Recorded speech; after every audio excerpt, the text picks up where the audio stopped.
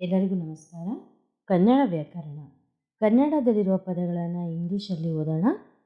ಚಿಹ್ನೆ ಸಿಂಬಲ್, ದಾಸವಾಳ hibiscus, ಸಂಬಂಧಿಕ relative, ತಯಾರಿಸು ಮೇಕ್, ಉತ್ಪಾದಿಸು ಪ್ರೊಡ್ಯೂಸ್, ರೆಂಬೆ ಕೊಂಬೆ ಟ್ರೀ ಬ್ರಾಂಚಸ್, ಒಣಗಿದ ಕಾಯಿ ಡ್ರೈಡ್ ನಟ್, ಆಲದ ಮರ ಬ್ಯಾನಿಯನ್ ಟ್ರೀ, ಆಮ್ಲಜನಕ ಆಕ್ಸಿಜನ್, ಉದ್ಯಾನವನ ಗಾರ್ಡನ್,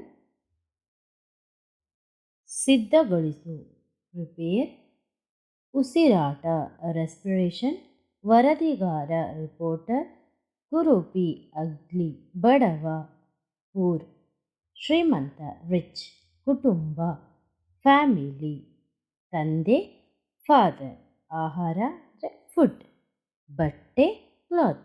ಇನ್ನು ಹೆಚ್ಚಿನ ಒಂದು ವಿಡಿಯೋಗಾಗಿ ನಮ್ಮ ಚಾನಲ್ನ ಸಬ್ಸ್ಕ್ರೈಬ್ ಮಾಡಿ.